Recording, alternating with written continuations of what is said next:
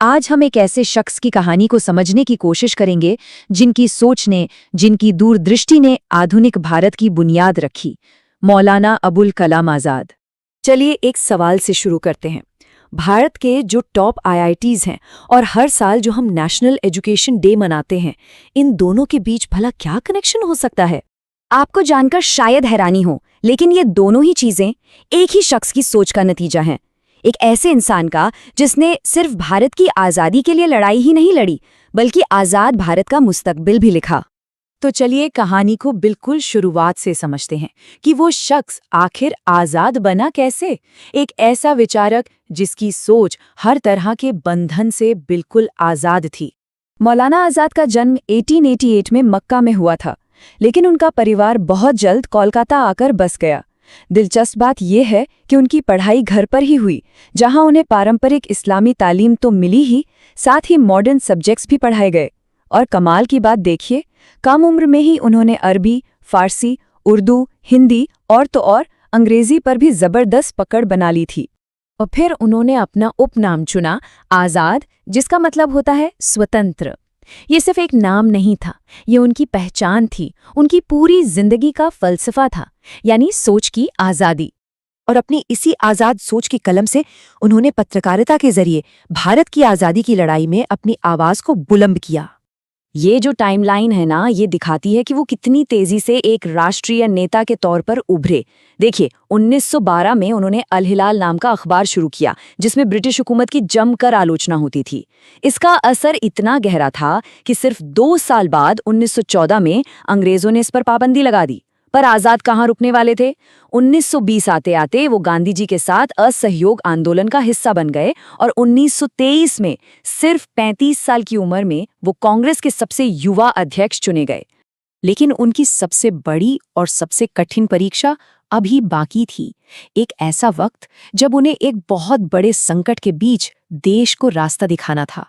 6 साल 1940 से लेके 1946 तक, ये वो दौर था जब भारतीय इतिहास में सबसे ज्यादा उथल-पुथल मची थी।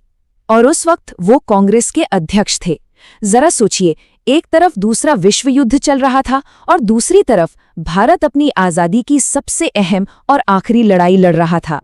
और इस तूफानी दौर में उनका एक सिद्धांत बिल्कुल चट्टान की तरह अडिग था, अखंड भारत। उन्होंने देश के बंटवारे का जबरदस्त विरोध किया और वो हमेशा हिंदू मुस्लिम एकता के सबसे बड़े पैरोकारों में से एक बने रहे। उनकी अध्यक्षता का ये जो दौर था, ये चुनौतियों से भरा हुआ था। उन्होंने वर्ल्ड वॉर II के दौरान कांग्रेस की पॉलिसी को दिशा दी, क्रिप्स मिशन में अंग्रेजों से बातचीत की अगुवाई की और 1942 के भारत छोड़ो आंदोलन में भी उनकी भूमिका बहुत अहम थी, जिसकी वजह से उन्हें 1945 तक जेल में भी रहना पड़ा। उन्होंने कैबिनेट मिशन प्लान का भी समर्थन किया था, शायद इसलिए क्योंकि उसमें भारत को एकजुट रखने की एक आखिरी उम्मीद नजर आ रही थी।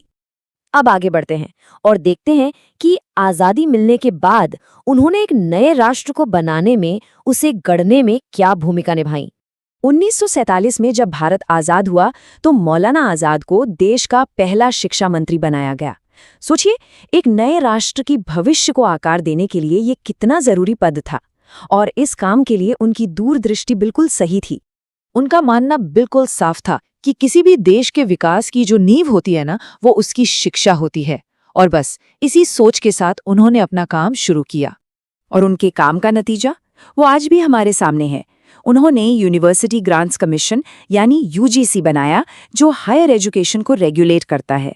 उन्होंने देश के पहले IIT की नींव रखी, जो आज दुनिया भर में भारत की पहचान है। इसके साथ ही टेक्निकल एजुकेशन के लिए AICTE की स्थापना की और 14 साल तक के बच्चों के लिए मुफ्त शिक्षा की जोरदार वकालत की। ये सब उन्हीं की विरासत है। तो आखिर वो हमारे लिए क्या विरासत छोड़ गए? उनकी विरासत की कई परतें हैं और सच कहूं तो वो आज भी उतनी ही अहमियत रखती हैं। हम उनकी जिंदगी को 2 मजबूत स्तंभों में देख सकते हैं।